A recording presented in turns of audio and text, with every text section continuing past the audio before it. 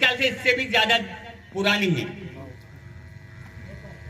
और जैसे हेमंत भाई ने बताया, हमारे वो आपके दामजीपुरा के भाई हैं, उन्होंने भी बताया कि ये आदिवासी बेल्ट में ही क्यों बांध और जितनी योजनाएं लाते हैं, इस बात को आपको समझना पड़ेगा। जब देश का सबसे बड़ा अदालत जब बोलता है कि 8% आदिवासी इस देश का मालिक है और 92% लोग आक्रमणकारों की संतानें हैं, और यहां के जो बड़े बड़े नेता हैं जो देश को लूटना चाहते हैं, उनको भी मालूम है कि आदिवासी इस देश का मालिक है, और इस मालिक को खत्म करने के लिए, पहचान खत्म करने के लिए, हमारी जमीन छीनने के लिए ये योजनाएं हमारे क्षेत्रों में लाते हैं। अरे यहां की जो सरकारें हैं, देश आजाद हुआ उसके बाद में संयुक्त राष्ट्र संघ में हर 10 साल में एक बैठक होती है जिसमें पूरे विश्व के देश के लोग इकट्ठे होते हैं और वहां आदिवासियों की स्थिति के ऊपर समीक्षा होती है कि भाई आदिवासी के क्या हाल है, उनका जीवन बसर कैसे हो रहा है। तो हमारे देश की जो सरकार है, चाहे वो किसी भी पार्टी की हो, वो सरकारें उस मीटिंग में जाती है और वहां जाकर बोलती है कि हमारे देश में आदिवासी है ही नहीं, जबकि यहां का सुप्रीम कोर्ट बोलता है, संविधान बोलता है, लेकिन यहां के जो नेता हैं वो नहीं बोलते। तो इस बात को हमको समझना पड़ेगा, हमको दिखाना पड़ेगा कि हम कौन हैं। अभी जो बांध की जो लड़ाई है, आप बताइए आपके क्षेत्र में कितने गांव जा रहे हैं? कोई बताएगा लगभग कितने गांव जा रहे हैं? बताइए आप लोगों में से कितने गांव जा रहे हैं? कोई बताएगा लगभग अंदाज? 35 से 40 गांव। क्या 35-40 जो गांव हैं अपने, क्या वहां मुकद्दम व्यवस्था चलती है, पटेल व्यवस्था चलती है कि नहीं है? कोई बताएगा? चलती है सब जगह। बहुत बढ़िया बात। तो साथियों, आज जितने भी गांव हैं उनकी पूरी लिस्ट बनाई जाए। उन गांव के लोगों को, 5-5 लोगों को, सबको एक मीटिंग, अपनी जो अपने ग्राम सभा की जो बैठक होती है, उस बैठक में बुलाया जाए। जितने भी गांव हमारे प्रभावित हैं, उनमें हर गांव के 5-5 जो गांव के लोग हैं, उनको उसमें बुलाया जाए। उस बैठक में ये निर्णय लिया जाए कि इस बांध को बनने देना चाहिए या नहीं बनने देना चाहिए, क्योंकि ये लड़ाई पूरे क्षेत्र की है। अब इसमें एक बात हमारे तरफ से ये संदेश जाना चाहिए कि न हम किसी सरकार के खिलाफ हैं, न किसी समुदाय के खिलाफ हैं, और न ही किसी धर्म के खिलाफ हैं। हम केवल हमारे अधिकार के तहत, जो हमारे अधिकार है, उन अधिकारों को बचाना चाहते हैं, जड़ जंगल जमीन की रक्षा करना चाहते हैं। और हमारे बीच में जो लोग आए हैं, हमारे जो युवा लोग बाहर से आए हैं, वो लोग वो युवा बेटे वो अपना तन मन धन और यहां तक कि अपने प्राण निछावर करने को तैयार हैं। वो लोग हमारे क्रांतिवीर हैं आज के युग के। आज जो अभी आपके सामने यहाँ है, इनको 8-10 दिन पहले यहाँ के हमारे मध्य प्रदेश की जो प्रशासन है, उन्होंने बेकसूर, जिनका कोई कसूर नहीं, जो अपने संविधान अधिकारों के तहत काम कर रहे थे समाज के लिए अपने क्षेत्र में, उन लोगों को जेल में डाल दिया, झूठे मुकदमे में फंसाकर जेल में डाल दिया। और वही लोग हमारे बीच में आज आए हैं। तो ये लड़ाई क्यों आए? समाज के कारण आए। आप लोगों को मैं बताना चाहता हूं कि अभी जितने भी हमारे देश में आंदोलन प्रदर्शन ये जो चल रहे हैं, ये हमारी नासमझी के कारण चल रहे हैं। हमारे पास जो ताकत है उसका हम उपयोग नहीं कर रहे हैं।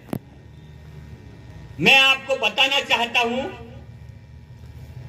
कि हमारे प्रदेश के ग्राम शहर छिंदवाड़ा क्षेत्र से जो लड़ाई शुरू हुई है, मैं आपसे आपके साथ खंडे से खंडा लड़ने के लिए तैयार हूं, लेकिन आपको भी हमारी समाज को बचाने के लिए, हमारे अधिकार बचाने के लिए और दुश्मनों से मुकाबला करने के लिए आपको हमारा साथ देना पड़ेगा।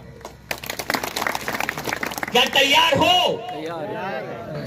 तो साथियों, जो छिंदवाड़ा में हमारे 40-50 लोगों को बेमतलब जो जेल में डाला है, जो यहाँ की सरकार ने कानून का उल्लंघन करके हमको जेल में डाला है, ऐसे कानून व्यवस्था को जिन जिन अधिकारियों ने हमारे साथ जोर जबरदस्ती की है, उनको भी हम जेल पहुंचाएंगे। क्या आप साथ दोगे? तो साथियों, इस लड़ाई में ये छोटी मोटी लड़ाई नहीं है, ये आपकी जो लड़ाई है ना, यही लड़ाई पूरे देश की है। क्योंकि हमारी यदि वजूद खत्म हो जाएगा तो हम आदिवासी खत्म हो जाएंगे। तो जग जंगल जमीन की लड़ाई है, वो लड़ाई छिंदवाड़ा से शुरू हो चुकी है। अभी आने वाले दिनों में राष्ट्रीय स्तर का हमारा जो ग्राम सभा है, उसकी बैठक छिंदवाड़ा में होने जा रही है। और आपका बांध का मुद्दा छोटा है, एक बात मान लेना, आपका बांध का मुद्दा छोटा है, लेकिन छिंदवाड़ा का मुद्दा पूरे देश का है। यदि आप लोगों ने सबने साथ दिया तो पूरे देश में आदिवासी का कोई बाल बांका नहीं कर सकता। क्या साथ दोगे? तो उसमें तन मन और धन, आज मैं आपको इस मंच के माध्यम से आपको सचेत करने आया हूं, निमंत्रण देने आया हूं कि आगामी आने वाले दिनों में छिंदवाड़ा में पूरे भारत देश से जो हमारी ग्राम सभा है वहां आएगी। जिस तरह हमारे बेटों को इन्होंने जेल में डाला है, वैसे हम पुलिस से लेकर कलेक्टर तक को जेल में डालेंगे। अरे ये नौकर हैं और नौकर पे मालिकाना हक जता रहे हैं। और आपके लोगों को मैं और कहना चाहता हूं कि जो युवा समाज के लिए, खुद के लिए काम करना चाहता समाज का, वो आगे आए और बगैर स्वार्थ के निस्वार्थ समाज में काम करें। न आपका पैसा खर्च होगा और न आपका कोई किसी से डर लगेगा।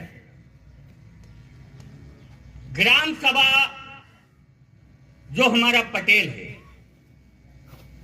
कोई ये न समझे कि यार मैं पढ़ा लिखा नहीं हूं तो मैं कैसे लड़ूंगा।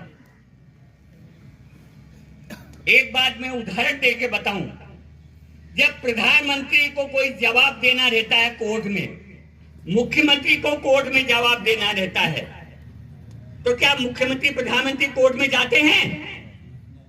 नहीं जाते ना। इसी तरह हमारे पटेल को भी कहीं जाने की जरूरत नहीं है। उसका भी सचिव रहेगा, उसका भी मुनिम रहेगा, वो सचिव बात करेगा, पटेल खड़ा रहे बस। नहीं बताया ये कौन से। आप बिल्कुल मन में मत करना कि यार मैं कानून के जानकार नहीं है, मैं कैसे बात करूंगा वो कलेक्टर से। तो आप इस बात से बिल्कुल बेफिक्र है ना, आपको कुछ नहीं करना है। हर गांव में हमारे 2-2 सेक्रेटरी रहेंगे, सचिव रहेंगे पटेल के, जो इस व्यवस्था को संभालेंगे, शासन प्रशासन से आमने सामने जवाब करेंगे। अभी मैं आपको जो ग्राम सभा जिसकी हम बात कर रहे हैं उसका एक उदाहरण देना चाहता हूं, छत्तीसगढ़ का। कुछ दिन पहले वहां हमारे 12-13 गांव उजाड़े जा रहे थे, तो वहां के लोग ने पंचायत के द्वारा, व्यवस्था को समझना कि ताकत हमारी कहां है, पंचायत के द्वारा खूब लिखा पढ़ी कर ली, संगठनों के द्वारा खूब आंदोलन कर लिए, पैसा एक्ट की तरह खूब काम कर लिया, लेकिन हल कुछ भी नहीं निकला। एक बात और मैं आपको बता दूं जानकारी के लिए कि जो पैसा एक्ट है वो हमारा दुश्मन है। पैसा एक्ट के भरोसे कोई मत रहना। पैसा एक्ट से हमारा नुकसान ही होना है, फायदा नहीं होना। और जो हमारा दुश्मन है वो पैसा एक्ट पे बार बार आपका ध्यान आकर्षित करेगा, पैसा एक्ट की ग्राम सभा के बारे में आपको बताएगा। तो पैसा एक्ट की ग्राम सभा पे विश्वास मत करना। यदि वो आपसे बोले कि नहीं नहीं सब झूठ बोल रहे हैं, तो उनको हमारा नंबर दे देना, हमारी टीम का नंबर दे देना कि पहले इनसे बात कर लो, उसके बाद में हम पैसा एक्ट में भाग लेंगे। हमारी ताकत हमारे बाप दादाओं पुरखाओं से चली आ रही जो प्रथा है, रूढ़ी प्रथा, जो ग्राम सभा पटेल सरकार के ऊपर याद आया जब छिंदवाड़ा में मेरे को गिरफ्तार किया। तो उन्होंने कहा दादा आप तो बड़े अच्छे लगते हो, बड़े सीधे हो, और आप ये गुंडे उनके साथ कैसे आ गए? मैंने कहा साहब पहली बार आपने बोला है, मैं माफ कर देता हूं, लेकिन गुंडे शब्द का इस्तेमाल मत करना, कि वो गुंडे नहीं है, वो गुंडे हैं, मैं भी कहता हूं गुंडे हैं, लेकिन वो संवैधानिक गुंडे हैं, कानून के गुंडे हैं, कानून का ज्ञान है उसमें। तो इसलिए मैं उनके साथ आया हूं। तो बोले यार हमने अभी तक तो सुना था कि मध्य प्रदेश सरकार, केंद्र सरकार, मोदी सरकार, मोहन यादव सरकार, लेकिन ये मुकद्दम सरकार कहां से आ गई? तो मैंने कहा साहब आपको नॉलेज कम है। अरे भाई वो बोले साहब बोले बड़े रेंज के बड़े अधिकारी थे, सीएसपी रेंज के। तो बोले कि दादा हम झूठ बोल सकते हैं, लेकिन ये पुलिस विभाग में जितने भी खड़े ना, बहुत लोग खड़े थे, पकड़ के ले गए तो पुलिस की तो फौज थी वहां, बड़े बड़े अधिकारी सब थे।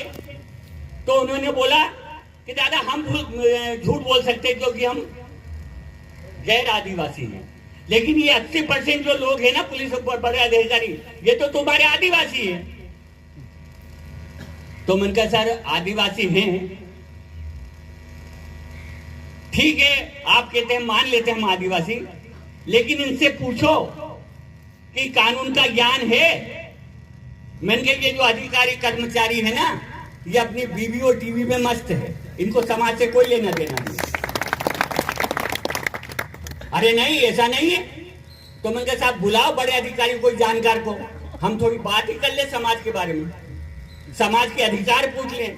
आप हमारे लोगों को गुंडे बोल रहे ना, जो संविधान की बात करते हैं, संविधान की भाषा बोलते हैं, उनको तुम गुंडे बोल रहे हो। और ये जो संविधान जानते नहीं, इनको तुम बड़े अधिकारी बोल रहे हो। वो तो कोई आए भी नहीं सामने, उनको कोई दमदार हो तो आओ आगे, कोई नहीं आया। फिर मैंने ही बोला, मैंने कहा साहब आप बड़े अधिकारी हो जाएगा, आदेश करो हमारे आदिवासियों को कि जो अभी मोदी जी ने नई पुस्तक बनाई है ना कानून की, बीएनएस, उसपे सेक्शन 1 जहां पुस्तक शुरू होती है ना, पहला पन्ना, सेक्शन 1 पे क्या लिखा है?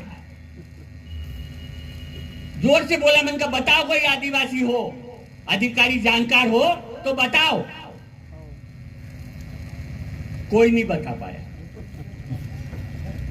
अब देख लो, तो हमारे लोग ऐसे हैं। और आप अभी यहां खड़े करके बोल दो हमारी टीम को, तो हर आदमी बता देगा कि वहां क्या लिखा है।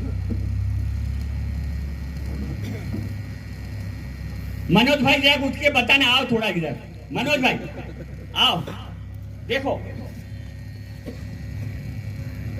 बता दो भैया कि यहाँ पे सीआईडी विभाग भी आया होगा, है ना, पुलिस विभाग भी गुपचुप तरीके से यहीं बैठा होगा। पुलिस विभाग तो अंगूठा छाप है मेरे हिसाब से तो यहाँ। तो जरा इनको बता दो कि बीएनएस के सेक्शन 1 पर क्या लिखा है। पर मेरा प्रश्न आप सभी लोगों से है, यहाँ दामजीपुरा के नेताओं से, जो समाज के लिए नेतागिरी करते, समाज को आगे बढ़ाने का काम करते हैं, जो संगठन का काम करते हैं, जो समाज का काम करते हैं, या कोई और हमारा भाई हो तो आके बताए यहाँ कि बीएनएस में क्या लिखा है। नहीं तो हमारा युवा भी, ये 25 साल का लड़का जो समाज के लिए अपनी जान देने को तैयार है, और हम हमारे मिशन में उसी को जोड़ते हैं जो समाज के लिए मरने को तैयार है। तो मनोज भाई से सुनो आगे क्या लिखा है। जी बहुत बहुत धन्यवाद दादा, जो आपने इतनी बहुत महत्वपूर्ण जानकारी से अवगत कराया और अपनी वास्तविकता को यहाँ पर सभी के समक्ष रखा। तो जैसा कि जो बात होती है पुलिस प्रशासन के कानून की, जिसके तहत आपराधिक मामला बनाया जाता है, तो यहाँ पर जो आपराधिक मामला जो बनता है वो बीएनएस के कानून के तहत बनता है, जो राज्य द्वारा उसे मान्यता प्राप्त है, और वो कानून देश में पूरी तरह से लागू है। तो यहाँ पर जो सेक्शन 1 का सब क्लॉज 6 उसमें बोला है कि जो भारत सरकार के अफसर हो, चाहे वो सैनिक हो या नौसैनिक हो या तमाम जो सैनिक बल है या कमांडो है, उनके ऊपर जो बीएनएस का कानून है वहां पे लागू नहीं होता। मतलब कहने का मतलब ये है कि वहां पे मार्शल लॉ चलता है। जो ये कमांडो है, फोर्स है, तमाम सेनाएं हैं देश में, देश की सुरक्षा के लिए, तो उनके ऊपर मार्शल लॉ लागू होता है। यहाँ पे बीएनएस लागू नहीं होता उनके ऊपर। बीएनएस के तहत पुलिस प्रशासन का कानून लागू नहीं होता, ना पुलिस प्रशासन उनपे किसी प्रकार का मामला दर्ज कर सकती। ठीक उसी तरह उसी सेक्शन में बोला है कि जो आदिवासियों का विशेष व स्थानीय विधि, मतलब स्पेशल लॉ या लोकल लॉ पे प्रभाव नहीं डालेगा। लेकिन इसके बावजूद भी पुलिस प्रशासन क्या काम करता है, किसी भी मामले के तहत अपराध बना देता है। तो यहाँ पर कानून के खिलाफ या कानून का उल्लंघन पुलिस प्रशासन कर रहा है या आदिवासी कर रहा है, बतलाइए कौन कर रहा है। कानून खुद कह रहा है कि ये विशेष या स्थानीय विधि पे प्रभाव नहीं डालेगी तो फिर पुलिस प्रशासन कैसे मामला दर्ज कर रहा है, कैसे एफआईआर कर रहा है? तो कानून के खिलाफ कौन काम कर रहा है? कानून के उल्लंघन में कौन जा रहा है? क्या कानून से बड़ा एसपी, डीएसपी, कलेक्टर होता है क्या? हाँ, क्या कानून से परे है क्या वो? फिर कैसे एफआईआर हो रहा है? वो इसलिए हो रहा है कि आपका स्थानीय विधि क्या है आपको खुद नहीं पता। क्या आप स्थानीय विधि से संचालित हो रहे हो? स्थानीय विधि से संचालित हो रहे हो क्या? आपके गांव में स्थानीय विधि है? बोलिए, स्थानीय विधि है? क्या है स्थानीय विधि? बोलने से नहीं होगा, कानून में सब लिखा है, लेकिन यहाँ बोलने से नहीं होगा। आप किस विधि के तहत संचालित होते हैं वो मायने रखता है। तो आपके गांव में स्थानीय विधि चल रहा है क्या? अगर आप बोलोगे कि यहाँ पर मेरे ऊपर नहीं लगता और वहां पर आप किसी विधि के तहत संचालित हो रहे हो तो ऐसा थोड़ी होगा। स्थानीय विधि का मतलब रूढ़ी प्रथा, और आपके गांव में रूढ़ी प्रथा तभी एक्टिव होगी, तभी लागू होगी जब आपके गांव घरों में पटेल मुकदम चलेगा। जैसे ही पटेल मुकदम संचालित होता है वैसे ही स्थानीय विधि क्षेत्र हो जाता है, और उस क्षेत्र में non legislative sources of law का कानून चलता है, जो गैर विधायी स्रोत कहती है अनुच्छेद 13 भारतीय संविधान के तहत। तो वही कानून को स्थानीय विधि बोला गया है। इसका मतलब यह नहीं कि यहाँ पर आदिवासियों पे पुलिस प्रशासन का कानून नहीं लगता तो उसे अपराध करने का छूट है। अगर वो अपराध करता भी है तो उस अपराध या उस किए गए कार्य को उसकी गांव की ग्राम सभा, स्थानीय लोकल लॉ के तहत उसे सजा दिया जाएगा। ये नहीं कि यहाँ पर पुलिस प्रशासन का कानून लागू नहीं हो रहा है तो खुली छूट मिल गई, ऐसा नहीं है। उसका गांव का स्थानीय लोग उसे सजा देगा, ये व्यवस्था है। और रही बात